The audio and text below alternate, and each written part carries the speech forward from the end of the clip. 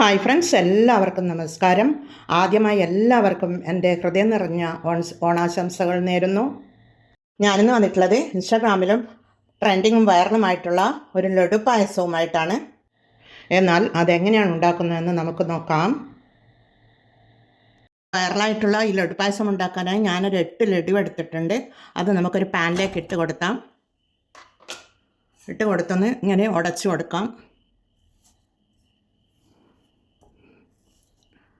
ഇപ്പോഴത്തെ ഇൻസ്റ്റാഗ്രാമിലൊക്കെ ട്രെൻഡിങ് ആയിട്ടുള്ള ഒരു ലഡു പായസമാണിത്. എന്നാൽ ഞാൻ വിചാരിച്ചു ഈ തിരുവോണത്തിന് ഒരു ലഡു പായസം ഉണ്ടാക്കാമെന്ന്, അതൊന്ന് ട്രൈ ചെയ്യാമെന്ന് വിചാരിച്ചു. ലഡു ഇവിടെ ഉടച്ചു കൊടുത്തിട്ടുണ്ട്. അതിൻ്റെ നടുവിൽ നമുക്ക് കുറച്ച് നെയ്യ് ഒഴിച്ച് കൊടുക്കാം. 1 ടേബിൾ സ്പൂൺ നെയ്യ് ഒഴിച്ച് കൊടുത്തിട്ടുണ്ട്. തീ ഓണാക്കി കൊടുത്തിട്ടുണ്ട്.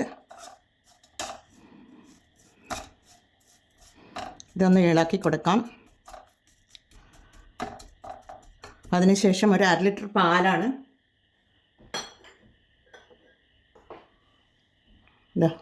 ഇത് ഒഴിച്ചു കൊടുക്കാം.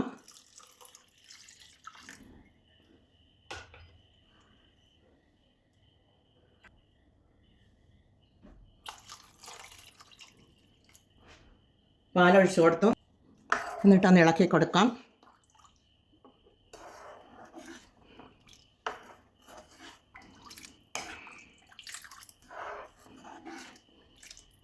ഇതൊന്ന് തിളച്ച് വരണം.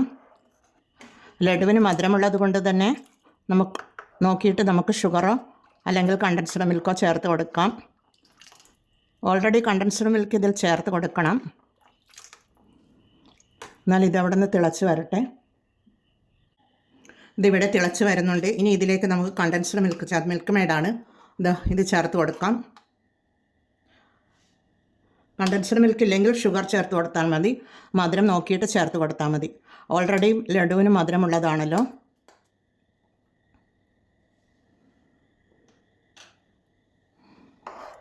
ചേർത്ത് കൊടുത്തൊന്ന് ഇളക്കി കൊടുക്കാം. മധുരം ഒന്ന് നോക്കാം.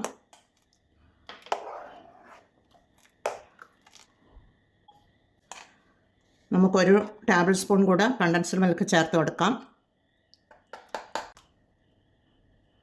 അപ്പോൾ മധുരം ബാലൻസ് ആകും.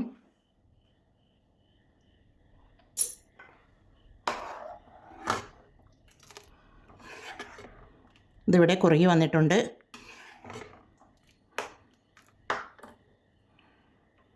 ഇത് ഫുൾ ഫ്ലെയിമിൽ വെച്ച് കൊടുക്കാം. ഇതിൻ്റെ മധുരം അത് ബാലൻസ് ചെയ്യാൻ വേണ്ടി ഒരു പിഞ്ച് ഉപ്പിട്ട് കൊടുക്കാം.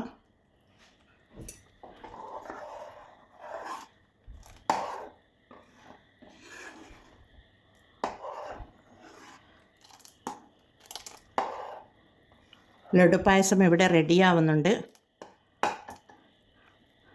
നമുക്കിതിലേക്ക് ഒരു 5 ഏലക്ക പൊടിച്ചെടുത്തിട്ടുള്ളതാണ്, അതിട്ട് കൊടുക്കാം.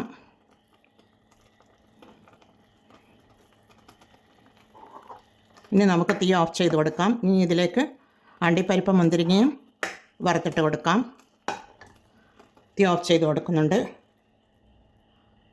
ഇപ്പോഴത്തെ ട്രെൻഡിങ് ആയിട്ടുള്ള ലഡു പായസം, അടിപൊളി ടേസ്റ്റോട് കൂടിയിട്ടുള്ള ലഡു പായസം ഇവിടെ റെഡിയായിട്ടുണ്ട്. ഇനി ഒരു പാൻ സ്റ്റൗ మీద വെച്ച് കൊടുത്തിട്ടുണ്ട്. അതിലേക്ക് ഒരു ടേബിൾ സ്പൂൺ നെയ്യ് ഒഴിച്ച് കൊടുക്കാം. അതിലേക്ക് കുറച്ച് അണ്ടിപ്പരിപ്പാണ്, ഇതിട്ട് കൊടുക്കാം.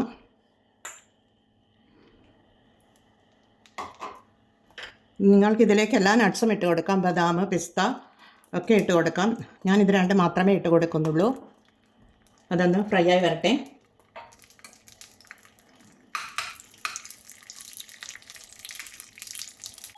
എൻ്റെ അണ്ടിപ്പരിപ്പയുടെ കളർ ചേഞ്ചായി വരുന്നുണ്ട്. അതിലേക്ക് നമുക്ക് റൈസിൻസ് ഇട്ട് കൊടുക്കാം. ഇനി അതൊന്ന് വീർത്ത് വരട്ടെ.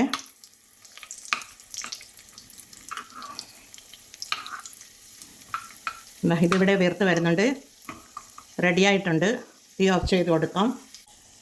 ആ നെയ്യോട് കൂടി തന്നെ ഇത് പായസത്തിലേക്ക് ഒഴിച്ച് കൊടുക്കാം. നല്ല അടിപൊളി ലഡു പായസം ഇവിടെ റെഡിയാണ്.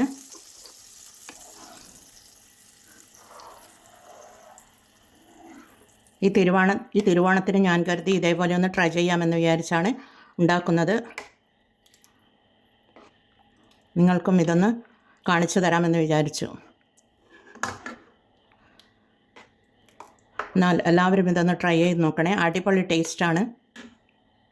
ഞാനിതാ ഇവിടെ ട്രെൻഡിങ് ആയിട്ടുള്ള ഈ ലഡു പായസം 4 കപ്പിലേക്ക് സെർവ് ചെയ്തിട്ടുണ്ട്. നല്ല അടിപൊളി ടേസ്റ്റോട് കൂടിയിട്ടുള്ള ലഡു പായസം. എന്നാൽ എല്ലാവരും ഈ ഓണത്തിന് ഇതൊന്ന് ട്രൈ ചെയ്ത് നോക്കൂ. ലഡുവും പാലും ഉണ്ടെങ്കിൽ എളുപ്പത്തിൽ ഉണ്ടാക്കിയെടുക്കാവുന്ന ഒരു പായസമാണിത്. എന്നാൽ എല്ലാവരും ഇത് ട്രൈ ചെയ്ത് നോക്കി ഫീഡ്ബാക്ക് അറിയിക്കണേ. കമൻറ്റും സബ്സ്ക്രൈബും ചെയ്ത് സപ്പോർട്ട് ചെയ്യണേ. അടുത്തൊരു വീഡിയോയുമായി വരുന്നത് വരെ എല്ലാവർക്കും താങ്ക് യു ഫോർ വാച്ചിങ്. ഒരിക്കൽ കൂടി എല്ലാവർക്കും ഓണാശംസകൾ നേരുന്നു.